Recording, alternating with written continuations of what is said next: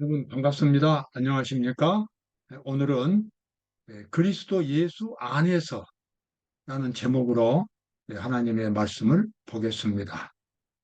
그리스도 예수 안에서 이 말은 그리스도의 영적인 세계 안에서라는 뜻입니다. 예수님은 원래가 전능하신 창조주 하나님이셨고 우리 죄인들을 위해서 우리 죄값을 지불하시고 또 부활하신 후에도 계속해서 우리 죄인들을 돌보시는 구세주가 되시기 때문에 그분께서는 그분의 그 전능하신 능력으로 하나의 영적인 세계를 갖고 계십니다. 그 영적인 세계는 우주보다도 더 넓고 깊은 그야말로 아주 심오하고 영원한 사랑의 세계가 되겠습니다. 예수님은 십자가를 통해서 이 영적인 세계를 만드셨고, 그래서 누구든지 예수 그리스도를 믿는 사람은 그 세계 안에서 예수님의 돌보심을 받습니다. 그리고 영원한 생명도 얻습니다. 우리가 예수 그리스도를 믿는다고 하는 것은 이 영적인 세계 속에 들어가서 예수님의 돌보심을 받는다는 의미가 되겠습니다. 그래서 이 중요한 이 영적인 경험 때문에 성경은 그리스도 예수 안에서라는 말이 아주 반복적으로 성경에 나타납니다. 자, 에베소서 1장 4절과 5절에 보면 곧 창세전에 그리스도 안에서 이렇게 나오죠. 그리스도 안에서 우리를 택하사 하나님이 우리를 택하셨다는 것입니다. 그리스도의 그 영적인 세계 속에서 우리를 선택하셨고 그래서 우리가 예수 그리스도를 믿는다면 그 영적인 세계 속에서 우리가 살아가게 됩니다.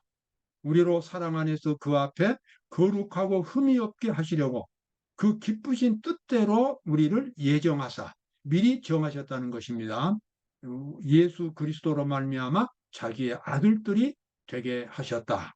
여기서 우리를 하나님의 그 기쁘신 우리를 사랑하시기 때문에 기쁘신 뜻대로 우리를 미리 정하셨다라고 성경에 나옵니다.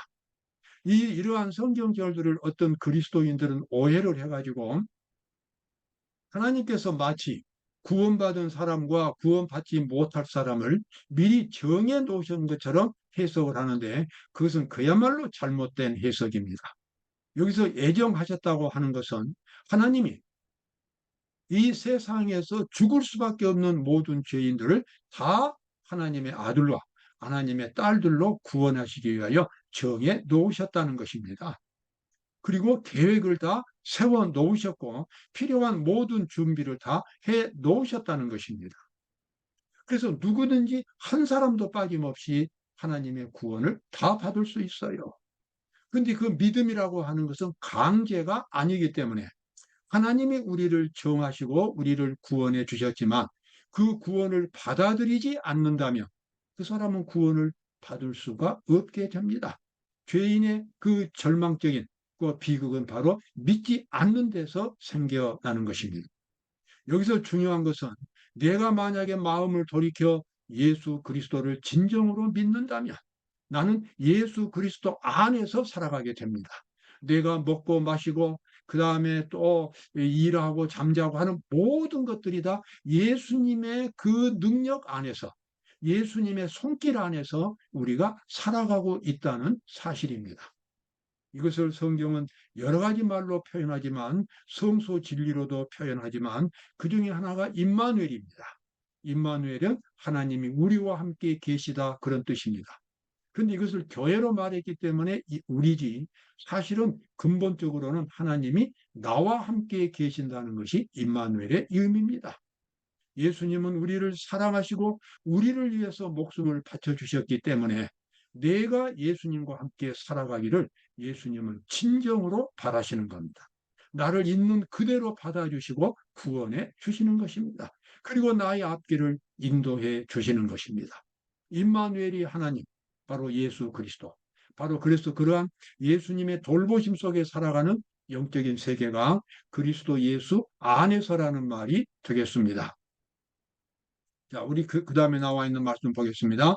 그 뜻의 비밀을 우리에게 알리셨으니 곧 그 기쁘심을 따라 그리스도 안에서 때가 찬 경륜을 위하여 예정하신 것이니. 말이 조금 어렵지요? 때가 찬 경륜이라고 하는 것은 때가 예정되어 있는 구원의 계획입니다.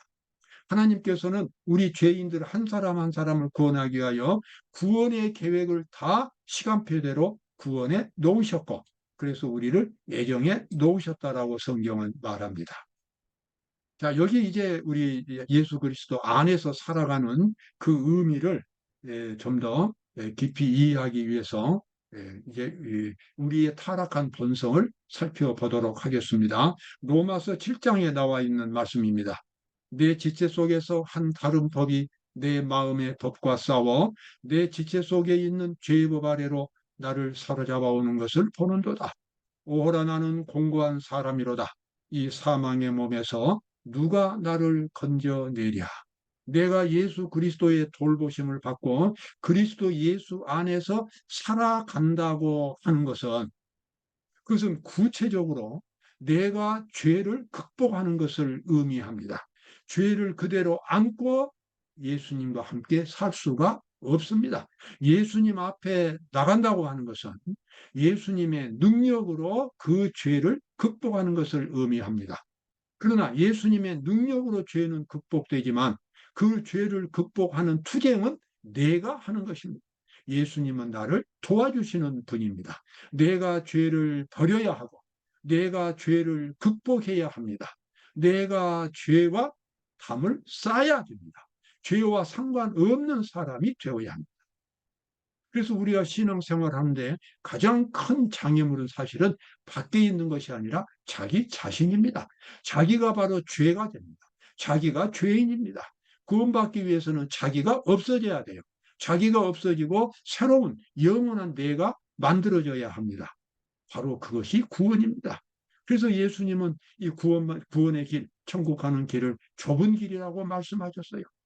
좁은 길. 바로 그것은 자기를 부인인. 그러니까 자기 타락하고 더러운 자기 자신을 부정하고 거룩하고 의로운 예수 그리스도를 붙들고 예수님과 함께 살아가는 것이 바로 구원의 길입니다. 그것이 그리스도 예수 안에서 살아간다는 구체적인 의미입니다. 여기 이 사도 바울이, 신약성경 대부분을 쓴 사도 바울이 자기의 고민을 이야기하고 있습니다. 내 지체 속에서 한 다른 법이 내 마음의 법과 싸워 내 지체 속에 있는 죄의 법 아래로 나를 사로잡아 오는 것을 보는도다. 참 저도 이 성경절을 보면서 절렬히 느낍니다. 이 죄라고 하는 것. 내가 예수 그리스도를 믿고 구원을 받았고 예수님에 대한 확신이 있지만 늘 죄는 새로운 힘을 가지고 나에게 도전해 옵니다. 어제까지 내가 그렇게 신실하게 하나님 믿었지만 오늘 죄는 새로운 모습으로 새로운 힘으로 나에게 도전해 옵니다.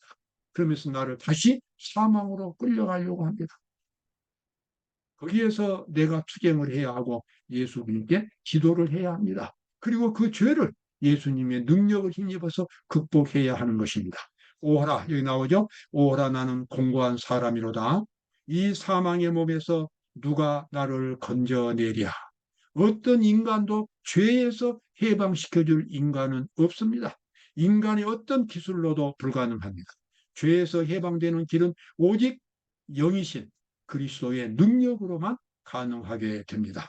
그래서 사도 바울은 이렇게 탄식을 하면서 그 다음에 그 해결책을 예수 그리스도 안에서 찾습니다.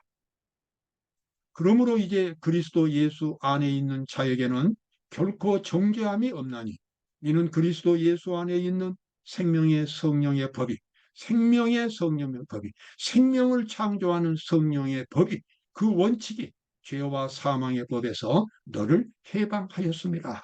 자, 여기 나와 있는 이 부분은 이제 각자가 경험할 일입니다. 교리적으로 설명이 안 되는 부분입니다. 어떻게 내가 예수 그리스도를 믿을 때에 내 속에서 성령이 역사해서 나를 그 지긋지긋하고 무서운 죄의 속박에서 나를 해방시켜 주었는가? 그 과정을 남에게 다 설명할 수가 없어요. 그러나 진정으로 자신의 마음을 하나님께 바친 사람은 그것이 무엇인지를 아는 것입니다. 그래서 어떤 인간도 해줄 수 없는 그 해방을 예수님은 성령 하나님을 통해서 우리 속에서 이루어 주시는 것입니다. 그리스도 예수 안에 있는 자입니다.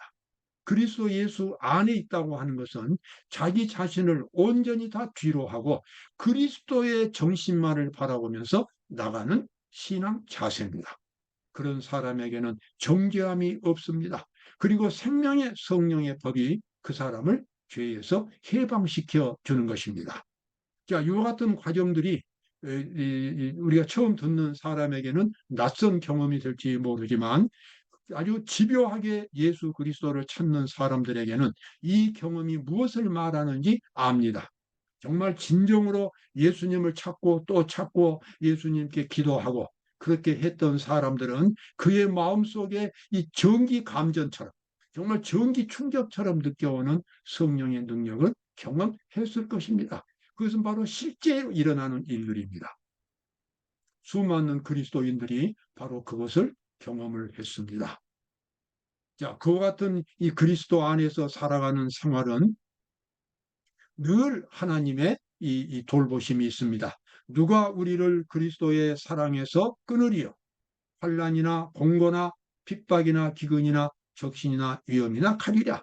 그리스도 예수 안에서 진정으로 예수님을 마음에 모시고 예수님의 뜻대로 살아가면서 그리스도 예수 안에서 살아가는 사람에게는 그 어떤 것도 예수님으로부터 단절되는 일이 없습니다. 그 누가 우리를 그리스도의 사랑에서 끊으리요? 환난이나 공고나 핍박이나 기근이나 정말 어려움을 당해도 또 고통을 당해도 핍박을 받아도 굶어도 또 또는 헐벗어도 어떤 위험한 일을 당해도 또는 어떤 살해 위험을 당해도 그것이 바로 그리스도의 사랑이 끊어졌다고 하는 증거는 되지 못합니다. 다만 그러한 과정들을 통해서 그리스도인들이 더 성숙한 하늘 백성으로 성장할 수 있기 때문에 하나님께서는 그러한 시련들을 그리스도인들에게 허락하는 경우가 많습니다.